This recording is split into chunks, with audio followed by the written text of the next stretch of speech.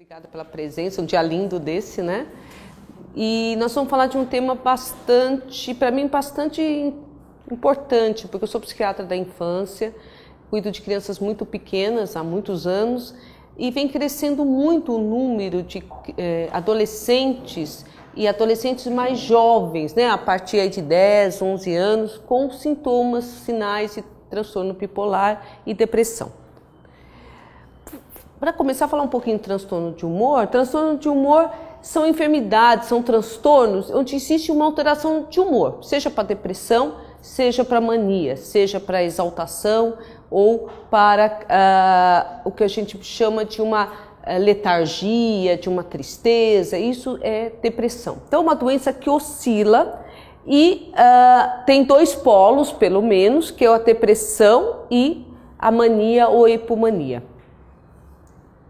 Então, o transtorno do humor pode acontecer ao longo da vida ou com uma depressão unipolar, que a gente chama, que é aquela pessoa que teve uma depressão com 20 e poucos anos, depois melhorou, 10 anos depois ela tem uma outra depressão, trata, melhora e a partir daí ela vai tendo depressões mais seguidas. Isso é uma depressão unipolar, é uma depressão que só tem um polo, o polo da tristeza. E no transtorno bipolar nós vamos ter a depressão, mas nós vamos precisar pelo menos um episódio de mania, exaltação, para poder caracterizar como transtorno bipolar. E a depressão ela é muito mais do que o humor triste, né? A maioria daqui já teve contato, ou já teve depressão, ou tem um parente com depressão. Então a depressão é muito mais do que tristeza, é muito mais do que humor para baixo. É uma sensação de angústia, de vazio, de desespero, de cansaço. Tem muitas depressões que a pessoa fala, eu me sinto muito cansada, como se eu tivesse uma gripe, né? Então, muito cansada, perda de prazer, tudo aquilo que fazia antes, que dava prazer, deixa de ter, né? Falta de concentração, uma lentidão, né? Tudo parece pesado, vai limpar a casa, isso é pesado, vai fazer uma comida, não consegue, né? E uma coisa muito mais que eu acho até do que só o humor triste, que o humor triste a gente percebe, né, no rosto, nas atitudes, são os pensamentos, né, que a gente não tem acesso direto a eles, mas os pensamentos negativos, pensamentos de ruína, pensamentos de morte. Os transtornos de humor, eles têm uma grande complicação que são o alto nível, o alto índice de suicídios, tentativas e êxito nas tentativas de suicídio. Além de outras questões como a perda de interesse sexual, alteração de apetite, ou engorda demais ou emagrece demais, alteração do sono, dores. É muito comum um paciente, às vezes, deprimido, passar primeiro no clínico, porque está com muita dor, muito cansaço, muito mal-estar. Ele acha que ele está com uma doença física e chega no clínico, o clínico faz o diagnóstico de depressão. E a mania é o contrário, né? A mania é uma euforia, é um bem-estar excessivo, é uma agitação, mas também é uma irritabilidade, né? A pessoa está muito agitada, muito feliz, muito alegre, mas você falou alguma coisa que ela não gostou, ela reage com muita irritabilidade, muita violência, falando muito, pensamentos muito acelerados, né? E às vezes otimismos exagerados que levam essa pessoa a fazer compras exageradas, entrar em negócios que ela não deveria fazer porque ela está achando que tudo é possível. Então a mania é um outro polo da depressão. As causas, hoje nós trabalhamos, quando se fala em o que causa o transtorno de humor, o que causa o transtorno bipolar e a depressão, não existe uma causa única. Nós trabalhamos hoje com um conceito chamado de epigenética, ou seja, nós temos o nosso material genético, que nós herdamos, mas os fatores ambientais, os fatores de estresse, a situação de vida pode ou não fazer com que esse transtorno ecloda ou não, apareça ou não, né? Então, é importante, sim, a gente saber que existe uma predisposição genética, embora não se saiba todos os genes envolvidos nos transtornos de humor, mas lembrar que existe também uma questão chamada vulnerabilidade, predisposição ambiental, que vai, junto com a parte genética, poder ou não permitir que o transtorno apareça. Isso é muito importante em criança. Então, e aí o que é transtorno bipolar na infância? É a grande questão. Eu brinco, eu sou meio jurássica, então na minha época de residência, lá nos anos 80, se falava que criança não tinha depressão, muito menos transtorno bipolar. Isso era uma doença do adulto, um adulto jovem, e que criança não tinha. E na verdade, os primeiros descritos de transtornos depressivos na literatura médica é de 1930. Então, para nós, quem nasceu em 1930 é uma pessoa que tem uma certa idade. Para a ciência, isso é nada, é muito pouco tempo. Então, o que nós sabemos hoje sobre depressão, sobre transtorno bipolar em criança, é um acúmulo muito recente de experiências e ainda hoje existem correntes que acham que a criança, como uma criança feliz, não tem preocupação, não precisa trabalhar, né, só estuda, né, tem celular hoje, né, tem internet, como ela vai ter depressão? E aí, muitos casos de crianças e adolescentes passam desapercebidos pelos pais, pelos professores, né, até pelo pediatra, muitas vezes. Existe um trabalho de uma professora, a professora Edith. Ela fez uma pesquisa nos centros de saúde e UBS, Unidades Básicas de Saúde do município, com pediatra. Então, as crianças passavam, crianças que tinham, que já sabia que tinham um problema psiquiátrico, e ela ia ver se o pediatra fez ou não um diagnóstico. E o que se descobriu é que os pediatras não conseguem fazer diagnósticos de transtornos mentais em crianças, na maioria deles não consegue. Porque eles não acham que essas crianças não conseguem perceber, não conseguem fazer diagnóstico. Isso é uma coisa importante, porque pense, ninguém vai levar... Onde que essas crianças vão normalmente? Elas passam no pediatra, elas tomam vacina com a enfermeira, ninguém vai com 4 anos passar de prevenção no psiquiatra para ver se tem alguma questão. Ou no psicólogo, em geral, vai no pediatra ou no posto de saúde. Então é importante... esse conceito de que criança pode também ter transtorno de humor, ou seja, depressão e transtorno bipolar, até para alertar as famílias para que percebam alterações nos seus filhos ou nos seus alunos, por exemplo. Então, é uma doença psiquiátrica grave, né? Ainda não tem tratamento, nós temos controle, né? Só que assim, a criança, ela tem não aparece exatamente igual que aparece no adulto, né? Já numa pessoa, ou no adulto, ou no adolescente mais velho. As crianças apresentam uma forma mais de irritabilidade, né? Elas têm o que a gente chama de, eu vou falar várias vezes, tempestade de humor, né? São aquelas crianças que parece uma birra, mas é muito mais grave do que uma birra. E o curso é muito... Então, a criança não tem tanta euforia, né? Ela não vai sair para comprar coisa, namorar, né? Ela vai fazer o quê? Ela vai ficar mais irritada, mais agitada quando ela está no quadro de mania, por exemplo. O curso de doença ele é mais crônico do que no adulto. O adulto ele tem muitas vezes um quadro mais marcado. Ele tem uma depressão, depois ele passa um tempo, ele tem uma mania ou uma hipomania, depois ele faz um quadro depressivo, né? A criança tem uma coisa mais crônica, ele não é tão marcado, mas tem que ter essa marca, mas não é tanto quanto no adulto, o que por isso pode levar a uma certa dificuldade para os não psiquiatras e não psicólogos para fazer o diagnóstico. E às vezes eles podem, então, quando eles estão em mania, eles são crianças que podem se sentir muito felizes, muito para cima, muito mais do que o habitual. Querem fazer várias coisas ao mesmo tempo. E quando eles estão deprimidos, eles podem estar para baixo, mais tristes e menos ativos do que o habitual. Então nós vamos falar um pouco mais sobre isso. Agora, nós temos que lembrar que criança não é um mini adulto, né? Criança não é um mini adulto.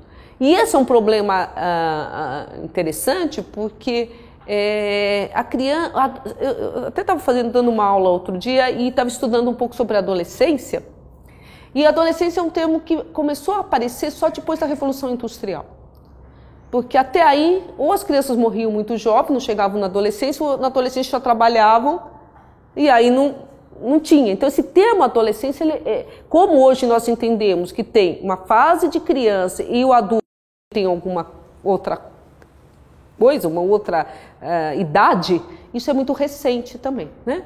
Então, a gente tem que pensar que transtorno bipolar, mas não são mini adultos. Então, o transtorno bipolar e a depressão não vai ser totalmente igual ao dos adultos.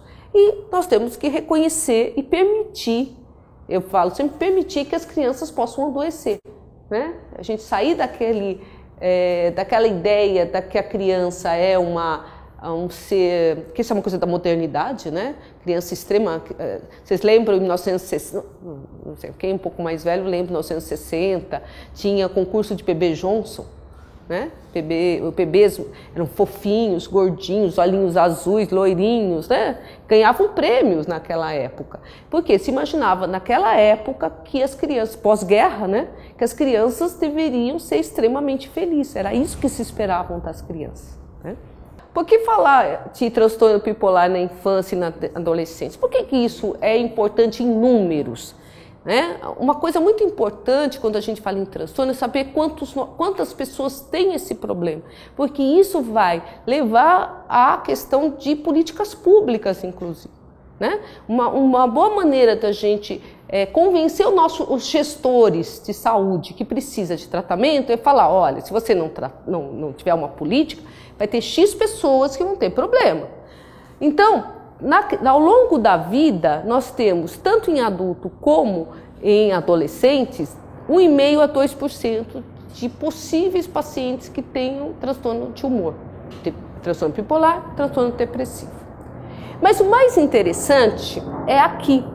Em 1921, Kaplan foi um psiquiatra que estudou muito psicopatologia. Até hoje, os escritos dele são estudados pelos alunos de psiquiatria, pelos médicos, psiquiatras. Ele já sabia, em 1921, quando ele fazia entrevistas retrospectivas. Então, como é que... você tem transtorno bipolar, mas como será na infância? 0,5% das pessoas falavam que eles tinham sintomas já na infância. Numa pesquisa de 2005, 60% dos adultos relataram primeiros sintomas antes dos 20 anos e de mais ou menos 10 a 20% antes dos 10 anos de idade. Ou seja, é um transtorno que já começa cedo. Que talvez não tenha são reconhecimentos, né? Então, uma outra coisa importante, que não está aqui, mas são as atuais pesquisas que se tem sobre transtorno bipolar, que se sabe que quando existe o transtorno aparecem os sintomas, a primeira crise, seja de depressão ou de mania, o organismo, né, o cérebro já está sofrendo já tem uma alteração cerebral antes disso. Então, quanto mais rápido for feito o diagnóstico, o tratamento e a intervenção psicológica, psicoeducação, melhor é para o paciente que tem transtorno bipolar, né? Então, isso, por conta desses estudos, é que aparece a necessidade da gente fazer diagnóstico na infância.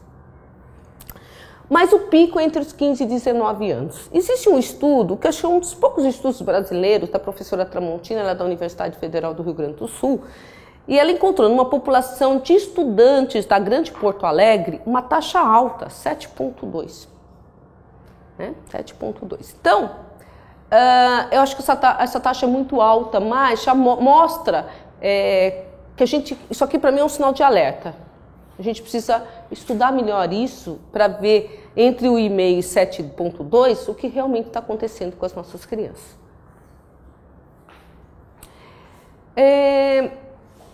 Então, quando o transtorno bipolar começa em crianças muito pequenas, a gente chama de transtorno bipolar de início precoce, só para diferenciar, e ela é mais grave. Mais grave por quê? Uma coisa é você ter um primeiro episódio aos 15, primeiro episódio aos 20, 25, você já está formado, seu cérebro já está formado, você já cursou a escola, já está namorando, muitas já estão trabalhando. Uma coisa é com 10 anos. O cérebro não está totalmente desenvolvido, as redes sociais não estão completamente colocadas ou postas, ele não está no ensino fundamental, né? Não acabou nem o ensino fundamental. Então, é muito mais grave qualquer doença, não é o transtorno bipolar e a depressão. Até uma doença clínica, se ela é muito precoce, ela tem um impacto na vida desta pessoa muito maior se ela tiver uma maior compreensão, um maior desenvolvimento. Tá? Pode. E eu gosto muito de falar desse slide, né? Bonitinhos, né? Porque será que é um jeito? Tem uma pergunta, às vezes a gente, como psiquiatra, a gente acaba ouvindo de alguma, às vezes até de familiares, profissionais, falar, mas será que não é um jeito da criança ser? Ela é mais agitada, ela é mais alegre, ela é mais... Não, não é um jeito individual de ser. Né? A gente tem que tomar cuidado com isso. Por quê? Porque as crianças portadoras de transtorno bipolar e depressão, elas têm uma maior taxa de abandono de escolar. A maioria dessas crianças não terminam o ensino fundamental nem o ensino médio.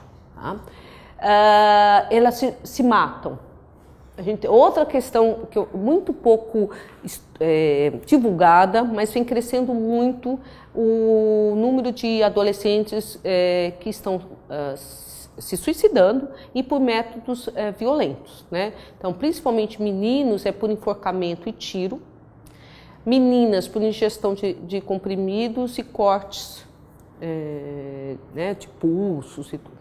Então, só que todos esses casos são subnotificados, né? Mas existe uma região aqui em São Paulo que tem uma notificação muito boa, porque, imagina, né? O hospital tem que informar, a polícia tem que informar, a família tem que informar para o banco de dados dessas informações. Então, tem uma região aqui em São Paulo que essas informações são muito bem colhidas, né? E é impressionante, tanto que a Secretaria da Saúde até fez uma intervenção, fez um projeto, né, nessa região de São Paulo, pelo número elevado e crescente de suicídios, né? E desajuste social e familiar, né? Então, também não é um jeito individual de ser, porque quem tem transtorno bipolar tem também mais comorbidades. Comorbidades são doenças que vêm com, por exemplo, ansiedade e uso e abuso de substâncias, né? Sejam lícitas ou ilícitas, né? Então, muitas vezes até como tratamento. Crianças muito deprimidas acabam usando álcool, usando cocaína, os mais alegres, mais exaltados, às vezes para se acalmar, acabam usando maconha e acaba virando, às vezes, até um autotratamento, o uso de drogas. Um outro aspecto importante, que tem a ver até com o anterior, é que o transtorno bipolar e a depressão, o transtorno bipolar mais do que a depressão, eles têm como eu falei, né, tem uma questão genética. Então, estudos sobre famílias têm mostrado a importância de monitorar filhos de pais com transtorno de humor. Os filhos de pais com transtorno bipolar, por exemplo, eles têm quase 3 vezes mais chance de desenvolver um transtorno mental qualquer, ansiedade, fobia, transtorno obsessivo-compulsivo, e 4 vezes para transtorno de humor. Então, monitorar essas crianças, quando você trata uma pessoa, um homem, uma mulher com filhos de transtorno bipolar, e você faz o diagnóstico, você tem, eu pelo menos faço isso, eu aviso essa família de monitorar os filhos, porque pode ter por conta da genética. Parentes de primeiro grau é pai, avô, né? Famílias de primeiro primo, né, com transtorno bipolar, também tem um risco de quase 10 vezes maior de ter um transtorno de humor comparado com a população geral. Então, eu tenho na minha experiência, eu tenho uma família em que eu fiz, é a minha primeira paciente, faz 36 anos que ela é minha paciente, um transtorno bipolar grave, e eu tive foi até interessante, eu vi todos os filhos dela crescer, né? Todos, ela tem 3 filhos, e agora estou vendo os netos crescerem, né? E dos 3 filhos, não teve nenhum transtorno bipolar, mas 2 tiveram depressão grave. Né? O que me fala um pouquinho sobre isso. Agora falta monitorar os netos, né, para ver o que acontece. Então, outra coisa importante, né, aí está a minha tempestade de humor, né, é que essas crianças, a gente não, apesar da criança, mais criança do que adolescente, mas adolescente também, eles serem mais agitados, mais birrentos, mais questionadores, a gente não pode confundir transtorno bipolar com altos e baixos que se tem na vida, né? Eles são muito mais intensos do que isso e a ponto de tornar difícil para essa criança frequentar a escola, né? Uma vez faz algum tempo, eu recebi um telefonema da escola, da coordenadora da escola, porque ele precisava passar um aluno comigo, e ele depois eu sabia, depois que eu fiz a consulta, tal, tinha um diagnóstico de transtorno bipolar, ele mordeu o umbigo da professora, porque ela mandou fazer a lição, e o único lugar que ele alcançava pelo tamanho era o umbigo, e a professora foi para o hospital, né? Então, assim, isso porque ela mandou fazer a lição, não é porque foi nenhuma outra coisa. Então, é um nível de irritabilidade, é um nível de impulsividade, um nível de agressividade que não é compatível com o desenvolvimento dessa criança. Não é só aquela criança que faz bem, eu não vou fazer lição, eu não quero, não vou fazer agora, não vou escovar os dentes. Não, são crianças que realmente têm um comportamento bastante agressivo. E eles podem, então, porque eles podem se machucar, né? Podem se machucar o outro, né? E tentar suicídio. Pode. Eu tenho outra criança que ela pediu para o amiguinho borracha, não deu, ele pegou o lápis afiado e enfiou no braço do colega. Um ato de impulsividade, né? Então, assim, tem que. Não é em todo mundo que agride é bipolar. A criança que agride é bipolar, mas você tem que dar uma olhadinha para ver se não é. E como se manifesta? Se manifesta do jeito que eu estou falando, né? Com bastante choro, irritabilidade, mudança de humor. Pode ir. Né? Então, o que nesse slide é mais ou menos como essa figura de um tornado. Né? As crianças são mais ou menos assim, elas, mais ou menos o que aconteceu aqui, né? De repente, aqui, balança tudo e para, né? Então essas crianças são muito assim, o adulto, diferentemente da criança, elas têm, eu já falei, essas fases mais marcadas, tem a depressão, depois ela faz uma euforia, depois faz uma depressão mais ou menos, uma depressão muito grave. A criança pode ciclar, isso a gente chama ciclos, né? O bipolar tem a característica de ciclos.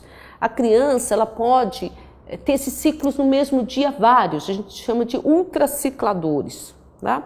Então a mãe fala assim, olha, o Joãozinho acordou, não sei nunca como o Joãozinho vai acordar. Ele pode acordar, me dar um beijo, como ele pode me xingar.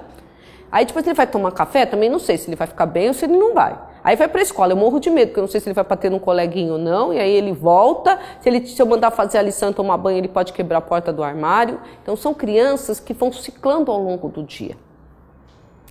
Vão ciclando ao longo do dia, várias vezes. Isso é uma coisa muito da imaturidade da própria criança. Né?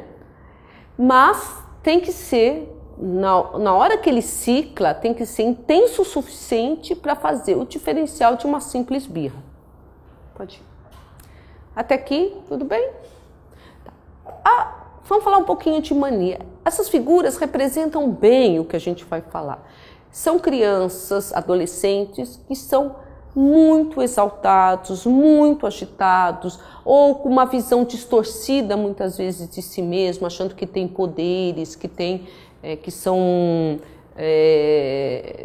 poderes mágicos, por exemplo, né? Pode passar, por favor.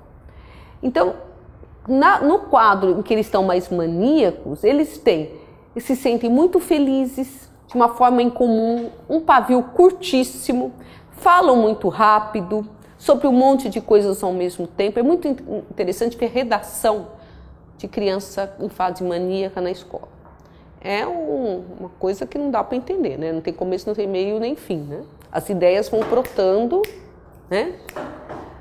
Problemas para dormir. São crianças que não dormem. São crianças que ficam acordadas 3, 4, 5 horas da manhã, depois vão para a escola sem necessidade de sono.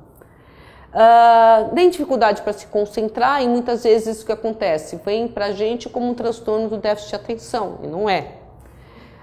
Falam e pensam sobre sexo, tem interesse sexual precoce, isso é um marcador.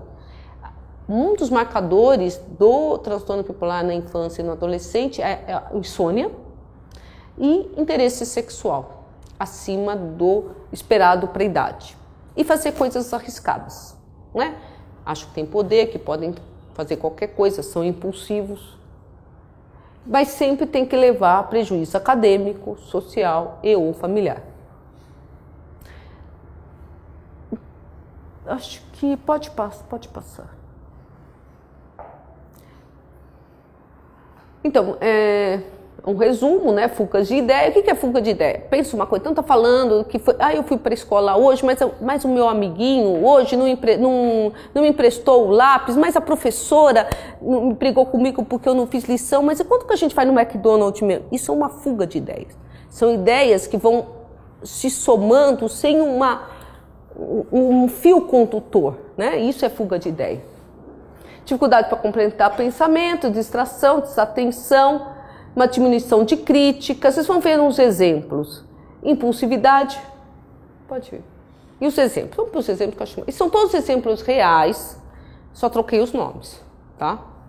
Então, o Rodrigo era um pacientezinho meu lá da universidade, ele tinha 7 anos, e quando ele chegou de gravata, 7 aninhos de idade, de gravata, uma postura sedutora, parecia aqueles artistas latinos, né? E ele entrou, e tinha uma residente minha que era muito bonita, ele chegou direto nela e pediu ele em casamento. Mas precisa ver, os homens precisavam até aprender com ele, como é que ele pediu, todo calanteador e tudo. E tinha uma queixa da escola, que ele ficava beijando as meninas, chamando as meninas para o banheiro, para beijar, para abraçar, e tudo, com 7 anos de idade. Então, o aumento da sexualidade é isso. Pensamento acelerado. O João, ele tinha uns 12 anos, ele falava que ele não conseguia fazer a lição porque eram tantos pensamentos a 1000 por hora que entravam na cabeça dele que ele não conseguia estudar e se concentrar. Falta de crítica. Ana diz que pode pular a janela, que cairá como um gato. E eles pulam. Viu? Eles atravessam parede. Eles acham que atravessam parede, né? Então, pressão por falar. Joana, há 2 dias, tem falado muito, aporta estranhos no metrô, na casa não deixa ninguém assistir TV ou conversar, né? Então é uma pressão por falar, é uma coisa que ela não tinha antes, porque o transtorno déficit de atenção e hiperatividade tem muito disso, mas isso é constante, é todo dia, ele é assim. Essas crianças não, essas crianças num episódio apresentam isso. Humor elevado. Ângelo, de 8 anos, um ano elevado à diretoria, quase todos os dias, ele faz palhaçada em sala de aula, imita cachorro, ambulância, ri sem parar e atrapalha a aula. Esse menino teve um desenvolvimento muito ruim, hoje ele deve estar com uns 18, 19 anos, não sai mais de casa, ele ficou bastante comprometido, esse menino. Grandiosidade.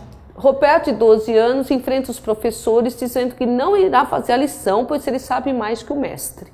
Chega a levantar e dá aula para os colegas. A escola me ligou nesse dia. Ele levantou, era um adolescente que apareceu com quadro depressivo. Foi iniciado medicação para ele e ele fez um quadro hipomaníaco na escola. Tempestade de humor. Daniel, que é um novo jogo de videogame, frente à recusa da mãe, torna-se cada vez mais irritado e, de forma incontrolada, começa a gritar, agredir a mãe e jogar as coisas na loja. Esse menino também, uma outra vez, a mãe mandou escovar os dentes e ele jogou o telefone da mãe na privada.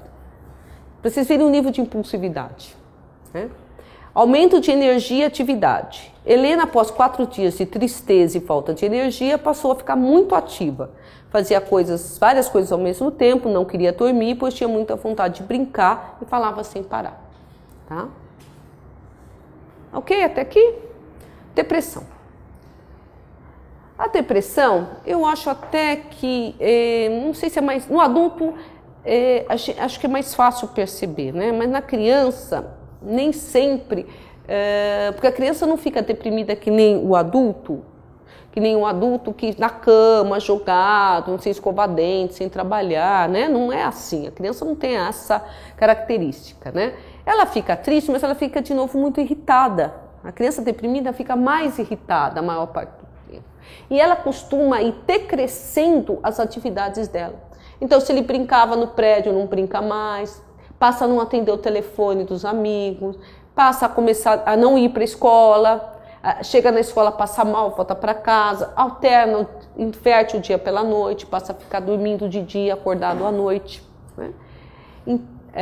Para de comer muitas vezes, né? Então, ou fica comendo, fica trancado no quarto comendo. Então, a depressão na infância, ela tem muito essa característica de ir aos poucos mudando a rotina dessa criança, desse adolescente, né? E muito sentimento de menos-valia, de que não presta, que não serve para nada. Eles têm alguns adolescentes verbalizam, que eles falam assim, olha, eu dou muito trabalho para os meus pais, né? Eu sou um peso para os meus pais, eu sobrecarrego os meus pais, né? E aí sempre a gente tem que perguntar, e às vezes existe uma coisa meio assim, se eu perguntar sobre suicídio, eu vou induzir o adolescente a se matar. Não, né? A gente tem que perguntar mesmo, olha, está passando alguma ideia ruim na sua cabeça? Você está pensando que a vida não vale mais a pena? Tá? E eles vão contando para você e você para o médico. A gente tem que estimular também contar para os pais. Olha, se você tiver algum pensamento, conte para os seus pais. Porque o médico ou o psicólogo não mora com o paciente, né? Tem que ser os pais que têm que estar preparados. E às vezes os pais têm muito medo de perguntar porque eles acham que vai induzir ao suicídio. Não é verdade. Crianças pequenas, menores, você às vezes observa esses pensamentos, porque assim, a noção de morte aparece depois dos 7 anos de idade, né? Acima de 7 anos de idade. Mas no desenho, muitas vezes você percebe, eles desenham. Eu tinha uma menininha que desenhou uma vez, ela estava deprimida, e ela desenhou o caixão da avó, que tinha morrido, o caixãozinho dela, e as estrelinhas. Então ela falava, olha, eu queria ficar aqui, junto com a minha avó, onde a minha avó estava, mostrava o caixão na terra, né, para virar estrelinha. Tinha 7 anos de idade. É preocupante, né? É uma coisa assim, de um sofrimento muito grande, né? A gente não pode perder a noção de que essas crianças sofrem muito, né? Sofrem muito. Né? Sofrem por quê? Porque os pensamentos deles estão em câmera lenta, os pensamentos negativos, adolescentes, a questão da automutilação, né, dos cortes, está muito frequente. Nem todo adolescente que se corta está deprimido, mas uma parte dos que se cortam estão. E às vezes eles se cortam em lugares que os pais não veem, que é na coxa, nessa região atrás da nuca, que o cabelo cobre, palma de mão. Então tem que estar, às vezes o adolescente que se corta, ele conta para um amiguinho, ele conta para o professor, ele às vezes não conta para os pais, mas ele conta até para um coleguinha. Então é importante os pais checarem isso, né?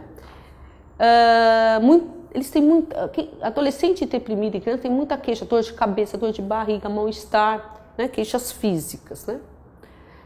Pode ir.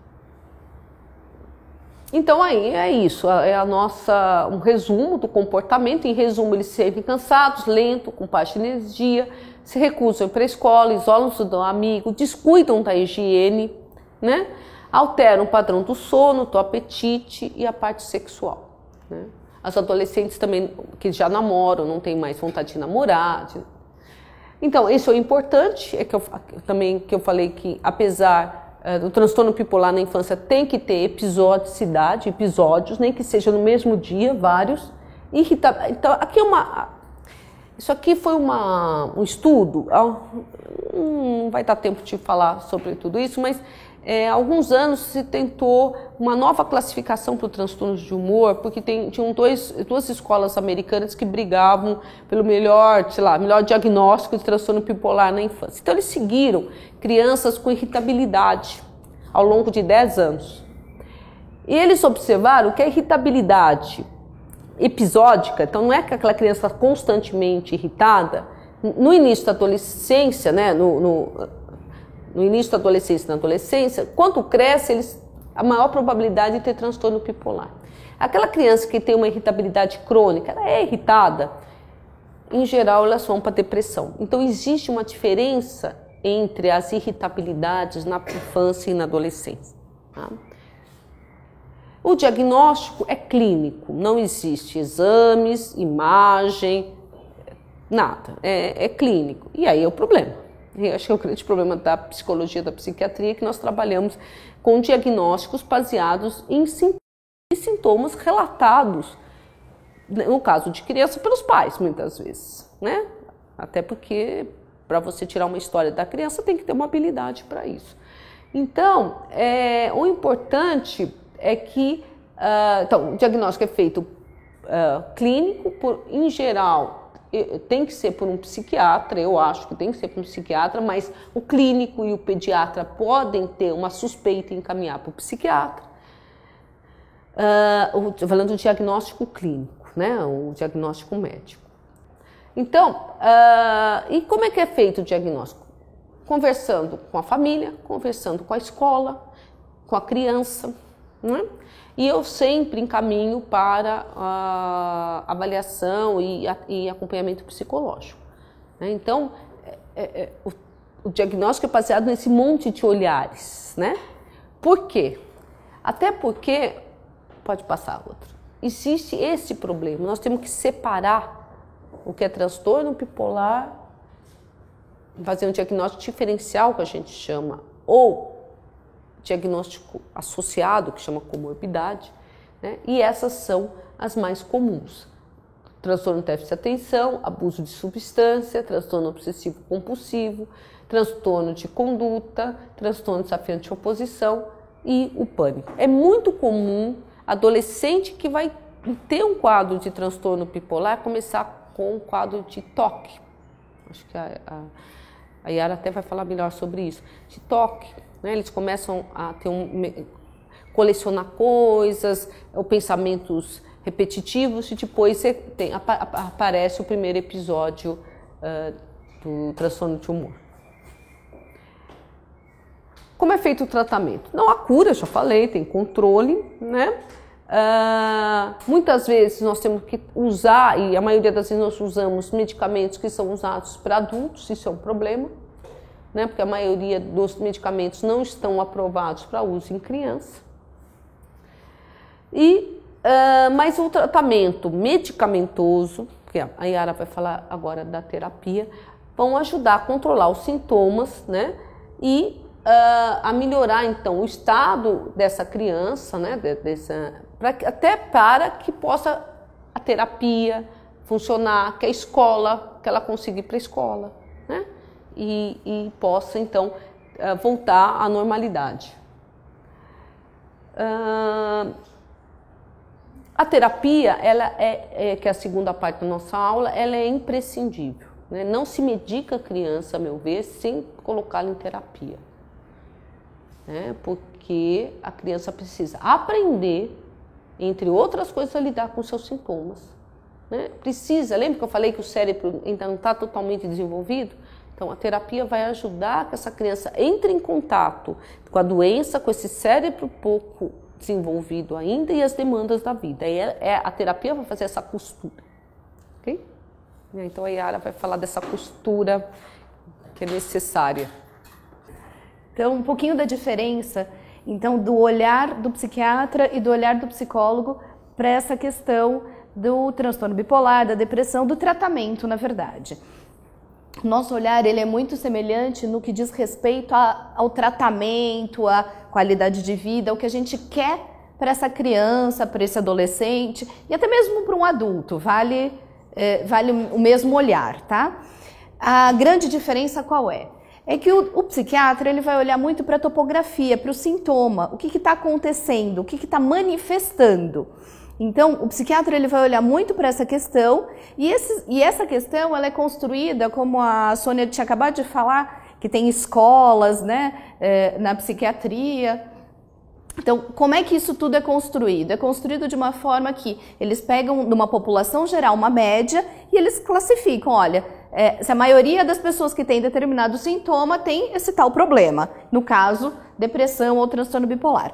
Quando a gente vai lá para a psicologia, aqui especificamente da análise do comportamento, que é a minha abordagem, porque na psicologia a gente tem várias abordagens, cada uma acaba utilizando uma forma de chegar ao mesmo resultado, mas uma forma diferente. E essa é a que eu utilizo e que é grande parte, né, dos psicólogos que acabam topando essa parceria com os psiquiatras, acaba utilizando, que é a análise do comportamento. Claro que a gente está atento a tudo que os psiquiatras estão olhando, senão não teria parceria, mas o foco qual é? É a funcionalidade e não a topografia. Então eu vou dar um exemplo para vocês só para ficar um pouquinho mais claro. Eu posso estar fazendo assim, então eu bati 3 vezes na minha perna direita, a colega lá também está batendo 3 vezes na perna direita e a terceira também 3 vezes na perna direita. Eu posso estar pensando, 1, 2, 3, acalma, Yara, você vai falar agora na frente de todo mundo, né? Então eu estou fazendo isso para me acalmar. A colega está fazendo 1, 2, 3 porque vem um pensamento ruim na cabeça dela e se ela não bater 1, 2, 3 pode acontecer alguma coisa com algum parente dela. Então ela está fazendo um ritual para aliviar aquele pensamento ruim. A terceira pode estar batendo 1, 2, 3 porque ela precisa lembrar as 3 palavras que eu acabei de falar para poder decorar. Então ela está fazendo 1, 2, 3, porque eu falei, ela vai decorar para poder gravar e aí contar para mais alguém. Então assim, o comportamento 1, 2, 3 é o mesmo, a topografia é a mesma, mas a função é diferente. Então o psicólogo ele vai olhar muito mais para a função do comportamento do que para a topografia e é nisso que a gente vai acabar trabalhando, no que está acontecendo junto com esse 1, 2, 3, por exemplo, né? Então, como é que a gente trabalha essa tal função do comportamento? Na análise do comportamento a gente tem uma forma de trabalho que seria analisar em que ambiente esse comportamento está acontecendo, qual que é o comportamento e quais as consequências desse comportamento. Então, a gente vai procurar no nosso cliente, na nossa criancinha, o que ela faz e não o que ela tem, né? Até porque o que ela tem já está sendo trabalhado pelo psiquiatra, não é porque isso não é importante, é porque está sendo trabalhado com outro profissional que tem mais, enfim, habilidades para trabalhar com isso. Então, dentro de determinada circunstância, que a gente vai chamar ambiente, ela responde de uma determinada maneira, o comportamento dela, e essa resposta acaba tendo alguma consequência ambiental que volta para ela também. Para exemplificar um pouquinho, eu trouxe um exemplo muito grosseiro, na verdade não é bem assim, é bem mais cru a forma que a gente analisa, mas para ficar um pouquinho mais fácil de entender. Então vamos supor aquela criança que está um pouquinho deprimida, não quer ir para a escola, então o despertador toca e ela não quer ir para a escola. O comportamento dela é continuar na cama. Então o ambiente o contexto, o despertador tocar. Ela está lá na casa dela, o despertador tocou, esse é o ambiente. A resposta dela, continuar na cama. E a consequência, ela perde a aula, perde a matéria daquele dia. Então, essa é a forma como a gente vai analisando as coisas no consultório. Num outro momento, umas 3, 4 sessões depois, a gente vai analisar outra parte. Então, por exemplo, ela perdeu a matéria ou ela não está entendendo o que o professor está falando, até porque ela faltou algumas vezes, contexto. O que acontece como resposta? Ela pode se sentir incapaz. E aí, por conta desta sensação, ela vai se manter isolada. Por que eu trouxe esse em especial para vocês? Porque continuar na cama é um comportamento, né? Eu não preciso levantar da cama para considerar como comportamento. O fato de manter o que eu estava fazendo é um tipo de ação e qualquer ação é analisada da mesma forma. E para a gente também, sentimentos, pensamentos e emoções são comportamentos. E tem que ser analisados como comportamento, por quê? Porque são essas coisas, né, esses pensamentos, essas emoções, esses sentimentos, que são os mais característicos da depressão e da mania, principalmente da depressão. Os pensamentos ruins, aquela sensação de incapacidade para alguma coisa, ou então na mania, aquela euforia, eu estou podendo, agora eu sou super-homem. Né? Isso tudo tem que ser analisado dessa forma, como se fosse uma ação. Então, sempre, voltando, são as coisas que a criança traz, ou os pais, falando da criança, o contexto onde elas acontecem, então onde, quando, na presença de quem, e o que essas ações produzem. E aí, pensando na terapia, é importante a gente prestar atenção em tudo que tanto os pais quanto a criança trazem para a terapia, né? Então, vamos supor, a criança, adolescente, né? Criança, adolescente, não tenho vontade de ir para a escola. Tá, como é que é? Não tenho vontade de ir para a escola. Eu não consigo acordar cedo, eu me sinto triste quando eu penso em escola, eu tenho dificuldade quando eu vou aprender, as matérias são chatas. Então, esse contexto todo tem que ser observado. E na terapia a gente foca muito a questão da observação do comportamento. O que acontece no seu dia a dia? Como é que foi a sua semana? O que você fez? Né? O que você conseguiu com o que você fez? A partir desse relato, então, o psicólogo tá com cara de depressão, então se tá com cara de depressão eu vou propor alguma coisa para melhorar isso. Então, por exemplo, o aumento de atividades reforçadoras. Psicólogo, psiquiatra também, né? A gente não julga, né? Isso eu acho que é muito importante. As pessoas vêm para os pais, principalmente, eles chegam no nosso consultório com medo de contar as coisas, com medo do que a gente vai pensar sobre o relato deles. A gente não tem que pensar nada, não tem julgamento. O bom profissional não vai julgar o que você está dizendo, ele vai analisar o que você está dizendo, até para poder melhorar a qualidade de vida daquela criança, daquele adolescente e do adulto também.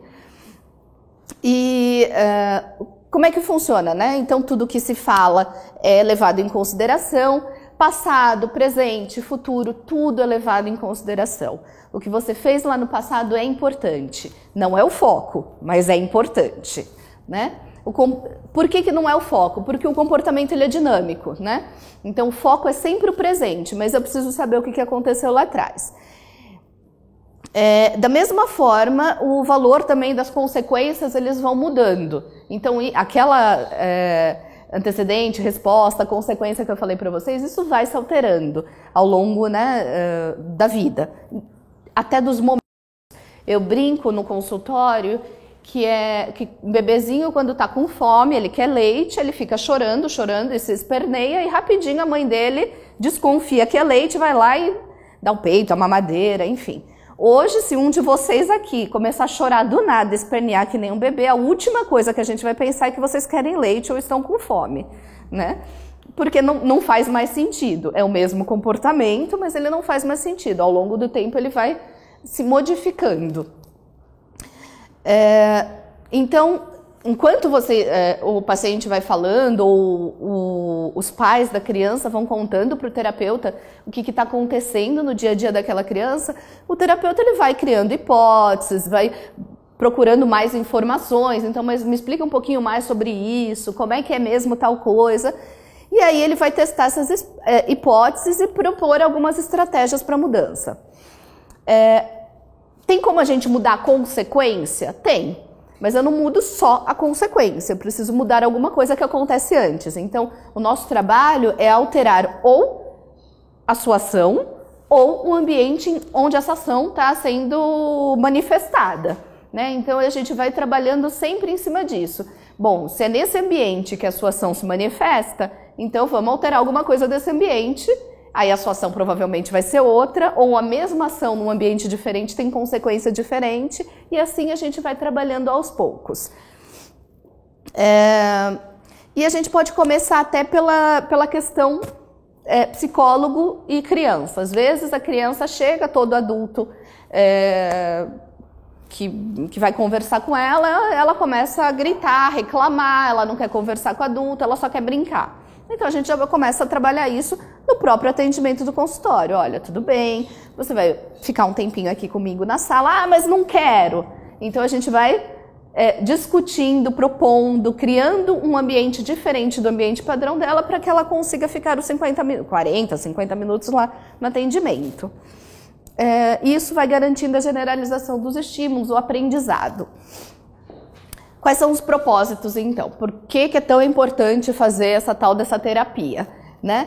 Porque a terapia, o que ela vai trazer? Ela vai trazer uma alteração nos comportamentos e assim vai diminuir aquelas consequências desagradáveis, no caso a depressão, o transtorno bipolar, fortalece comportamentos que a pessoa já tem, mas que ela emite em baixa frequência. Às vezes a gente tem coisas muito boas, mas que a gente faz de vez em nunca, Aí a gente começa a aprender a fazer de vez em sempre. E um aumento de repertórios comportamentais, são novas estratégias de agir no mundo. O que é muito importante? Tanto o psicólogo quanto o psiquiatra, ele vai olhar para aquele cliente. A gente não pode olhar para um todo, a gente tem que olhar para aquela pessoa. Não tem manual de como fazer terapia para criança com depressão, ou como é a terapia, né, para um adolescente bipolar. Não é manual, tá? Para cada um tem um jeito diferente, sim. Porque a depressão é muito diferente, ou o transtorno bipolar é muito diferente? Não, porque a pessoa é diferente. E a gente tem que olhar a pessoa como um todo. Quando eles chegam, né, no consultório, em geral, os pais chegam a eu e a queixa, né? Então a criança tá desse jeito, resolve, só faz isso, só reclama, só faz birra, a escola tá reclamando, a nota tá baixa. Então a gente só olha para o problema queixa. Qual que é a ideia da terapia? A gente transformar o olhar e a situação, porque também não adianta só transformar o olhar, né? Então o que a gente vai fazer? A gente vai inserir atividades no dia a dia, é como se essa bola fosse o dia da pessoa, e aí a gente vai inserir atividades que elas existem, mas que não estão sendo olhadas da maneira adequada. Então, e o relacionamento com a família não tá bom? Então vamos trabalhar alguma coisa para isso ficar legal. E o psicólogo tem várias estratégias para isso, desde quadrinhos tipo Super Nanny, né? Que a gente vê lá na TV e que dá super certo na Super Nanny e algumas coisas dão certo no consultório também, até outras estratégias de trazer para a terapia o pai, a mãe, fazer discussões entre a criança e os pais, promover, discussões entre a criança e os pais, treinos de habilidades, porque em geral a criança que está depressiva, ela tem uma dificuldade de habilidades sociais e a gente precisa promover essa habilidade social, ela precisa aumentar o repertório social dela para ter mais reforçadores para diminuir essa questão de se sentir incapaz, de se sentir triste, de ficar na dela.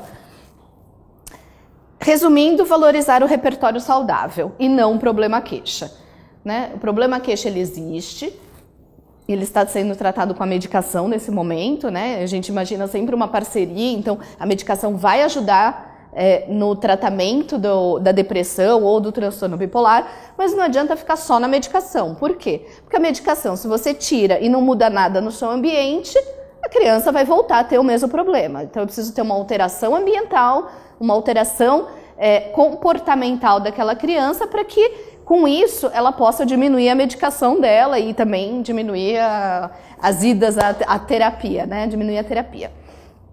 Então, para isso, eu vou descobrindo o que ela tem de legal na vida dela, quais são os reforçadores.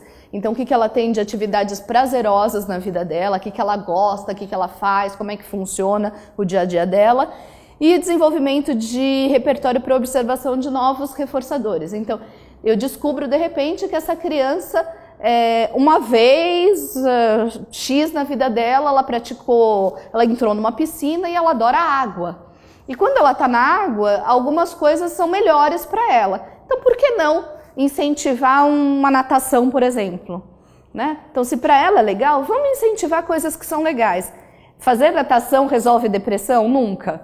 Né? Mas fazer natação para aquela criança pode ser uma atividade prazerosa que vai tomar um tempo do dia dela, que com isso vai diminuindo o tempo da depressão, né? Quando eu falo tempo, não é tempo real, né? É o sentimento. Transtorno bipolar. Então, assim, primordial, acho que a Sônia já falou bastante, eu não vou ficar me estendendo nisso, mas assim, família é muito importante. A família é primordial para o tratamento. E a família tem que se tratar junto com a criança. E quando eu falo tem que se tratar junto, é assim, quanto que isso está mexendo comigo? O quanto difícil está sendo isso para mim? Porque às vezes quando eu tenho um filho depressivo, o meu sofrimento é tão grande de ver aquele ser que eu mais amo no mundo com um problema, que eu fico pior do que ele, né? E isso é muito difícil para um familiar. Então, às vezes, a família, ela precisa sim fazer terapia junto, ela precisa participar das orientações, ela precisa se manter naquele tratamento, porque assim, se ela se mantiver no tratamento, ela vai estar melhor, a criança vai estar melhor e com isso a gente aumenta a qualidade de vida como um todo, daquele ambiente. E como eu falei, ambiente faz diferença. Se o ambiente está mais favorável, a situação também fica um pouco mais favorável. Falei tudo isso agora, então fazer orientação familiar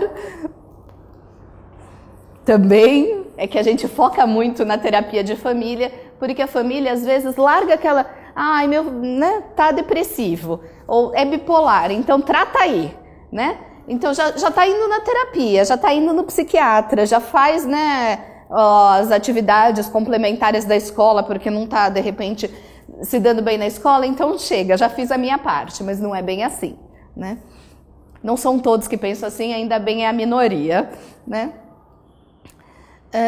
Então, como é que eu posso ajudar? Ajude seu filho ou adolescente a receber o diagnóstico correto, então procura um tratamento. Se você acha que pode ter um transtorno bipolar, procura um profissional. Como a gente falou, a Sônia falou, o pediatra, muitas vezes ele não observa, conversa com o pediatra. Não está satisfeita com aquela resposta, procura um outro profissional, procura um psiquiatra. Se para você é muito difícil procurar um psiquiatra de cara, vai no psicólogo que te indica um psiquiatra, mas assim, procura. Às vezes as pessoas têm muito preconceito, psiquiatra é coisa de louco, né? Ainda bem, está mudando muito isso, mas é o profissional que trabalha com a cabeça da gente, com aquilo que está lá dentro, com as nossas emoções, com os nossos sentimentos, com os nossos comportamentos. Então a gente precisa procurar aquele profissional que de fato pode ajudar naquilo, né? Então procura o psiquiatra, procura o médico, o psicólogo. E se o seu filho tem alguma desses itens, transtorno bipolar ou depressão, seja paciente, incentiva seu filho, conversa com ele. Uma coisa que é muito importante é poder se divertir junto, que às vezes a gente não faz, a gente foca tanto no problema que aqueles pequenos momentos de diversão, ao invés de a gente manter, a gente exclui. E o que é muito difícil, né, para uma criança que tem qualquer transtorno, e o bipolar e a depressão mais. É importante a criança saber o que ela tem. Você não precisa, para uma criança de 6 anos de idade, dar uma aula dessa sobre depressão e transtorno bipolar, mas ela precisa entender que ela não está se sentindo bem naquele momento e que isso tem a ver com as coisas que acontecem no dia a dia dela, que ela não está se sentindo bem porque ela tem um problema e que ela está sendo tratada por isso e que os pais estão olhando para isso. É importante ela se sentir acolhida. E aí algumas atividades simples que auxiliam crianças, adolescentes, adultos a terem hábitos saudáveis e, consequentemente, melhorar a qualidade de vida. E isso vale para todos, com problema de depressão, com transtorno bipolar, com qualquer outra questão mental ou com nada, né? Porque para a gente ter qualidade de vida, a gente precisa de alguns itens básicos. Isso são pesquisas, não é a Yara falando, e eu vou só citar alguns deles aqui, porque parece que são meio padrões, mas a gente não segue, né? Que alimentação adequada, uma curta exposição ao sol, atividade física para regulagem hormonal, rotina é muito importante. As pessoas falam, a gente não pode ter rotina, tem que fugir da rotina. A gente só consegue fugir da rotina se a gente tiver uma rotina. Não existe fugir da rotina sem rotina, né? Então, rotina é extremamente importante. Eu preciso ter um horário para acordar, eu preciso ter um horário para dormir, eu preciso ter um horário para me alimentar. Não exatamente 8 horas da manhã, mas mais ou menos entre 8 horas da manhã, né? Não pode ser um dia eu acordo às 6 da manhã, outro dia eu acordo às 11. Isso não faz bem. Cuidados sociais, então eu preciso ter uma rede social. Nós somos seres sociáveis, né? O humano precisa de gente para crescer, né? Então a gente precisa ter uma rede social adequada e principalmente a família e os amigos nessa rede. Então assim, eu não preciso ter 200 amigos no Facebook, agora no WhatsApp, né? Mas se eu tiver os meus 10 amigos que são amigos de verdade, conta muito, né? Questões operacionais, eu preciso ter metas na vida, eu preciso ter objetivos de vida. Então eu preciso traçar esses objetivos. No final do ano eu quero tal coisa. O que eu vou fazer agora, o meu passo a passo para chegar nesse final de ano e ter o que eu quero? Então eu estabeleço metas curtas para chegar no meu objetivo final. Isso é importante. E autodisciplina que são as coisas que eu posso fazer, as minhas atividades prazerosas, as coisas que eu faço para conseguir descobrir quem eu sou, como eu sou e o que eu posso fazer que me dá um conforto, me dá um alívio. As atividades prazerosas que eu acabei de falar, então o que eu gosto. E também, e a gente acaba usando muito no tratamento, a questão dos relaxamentos e treinos respiratórios, principalmente nos momentos de euforia ou de ansiedade. E numa outra situação, de repente, eu até conto um pouquinho mais sobre isso para vocês, mas vamos seguindo. Então essas dicas valem para quem tem qualquer transtorno mental ou nenhum. Lembrando sempre que o desencadeante da maior parte dos nossos problemas é o estresse, né? E tem uma definição de estresse que eu gosto muito, que é: o estresse é desencadeado quando o estressor excede os recursos pessoais e sociais que o indivíduo é capaz de mobilizar para enfrentar determinada situação. Isso significa que duas questões são as principais para a gente ter um estresse. Ou a gente não tem os recursos para lidar com aquela situação, e a falta de recursos faz com que a gente fique paralisado ou angustiado com aquilo, ou a gente até tem os recursos, e eu acho que, acredito que na maior parte das vezes no quadro de depressão e de transtorno bipolar, a gente tem os recursos para lidar com a situação, mas por algum motivo a gente não consegue organizá-los de uma forma adequada para que a gente possa lidar com aquilo. E essa falta de organização dos nossos recursos acaba gerando essa situação de estresse que piora qualquer quadro, né? Fica a dica. Para criança, então, é importante adaptar a tarefa, e seja ela arrumar a cama de manhã, seja ela fazer o exercício de matemática da escola. Então, sempre adaptar a tarefa ao ritmo da criança sem diminuir padrões de qualidade ou quantidade. Então, a gente vai tratar essa criança como uma criança normal que ela é, né? E fazer acordos com essa criança para evitar expô-la a situações desagradáveis. Então, a gente tem que ser suficientemente flexível. E flexível não quer dizer sem limites. Flexível tem limite, sim. E a gente precisa explicar esses critérios que a gente vai adotar para a criança. Os limites são esses e você vai agir dentro desse padrão. E não pode superproteger, né? Tanto as necessidades da criança como as possibilidades da escola, dos pais, do contexto em que a gente está pedindo aquela determinada tarefa devem nortear o planejamento dos ajustes, né?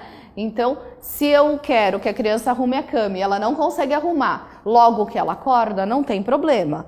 Mas ela tem que arrumar antes de ir para a escola. Então, ela vai acordar, sei lá, das 6h30 da manhã e ela sai para ir para a escola às 7h30 da manhã.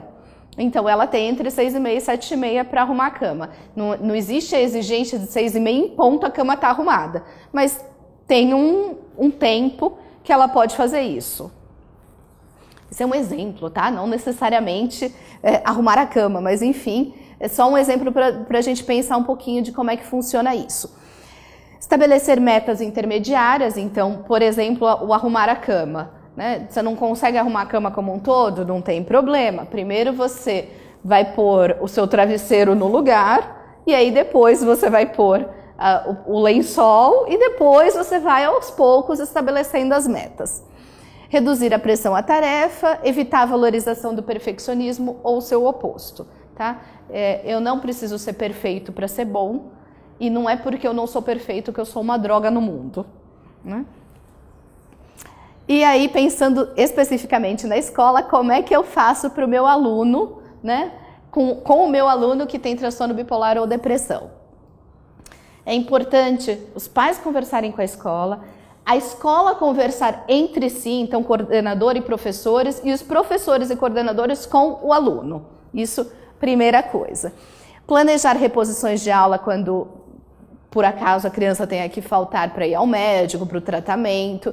Conversar em particular com a criança, né? Porque não adianta expor, é uma coisa horrorosa para a criança, para o tratamento e para tudo. A gente conversa em particular, a gente explica a situação e a gente preserva essa criança, e ela sim vai decidir para quem que ela vai contar, como que ela vai contar sobre o problema dela. Aumentar o incentivo aos aspectos que o aluno tem de preservados, então das habilidades dessa pessoa, saudáveis, adaptados à vida para ser feliz. Então, o que acontece? Se eu já tenho algumas qualidades, eu primeiro potencializo as minhas qualidades, as qualidades daquela criança, para depois olhar aquilo que não está dando tão certo. Porque potencializando essas qualidades, ela percebe que ela é capaz e aí dá mais chance dela tentar aquilo que para ela era muito difícil, né? O aluno sempre reconhece, né? A criança reconhece o seu problema, então é ela que decide para quem que ela vai contar, a forma de contar. Evitar a questão de punição, de gozação, de indiferença, porque isso só aumenta a ansiedade e piora o quadro. E fazer acordos justos e viáveis. Por fim, né? Não tratar como louco ou incapaz, porque não é um louco ou incapaz. Combater ideias de superproteção ou depreciação, que eu já tinha falado, mas, por exemplo, eu não vou fazer isso porque senão pode ficar nervoso, né? Coitado, não sabe se defender. Isso não se faz, né? A gente vai tratar como trata os outros, e é muito, muito importante manter firmeza, e junto com essa firmeza, ser afetuoso e sempre incentivar a criança, as capacidades dela, a valorizar o que ela tem de bom e incentivá-la ao tratamento. É isso. Nosso muito obrigada, né? E pedimos, né, também as nossas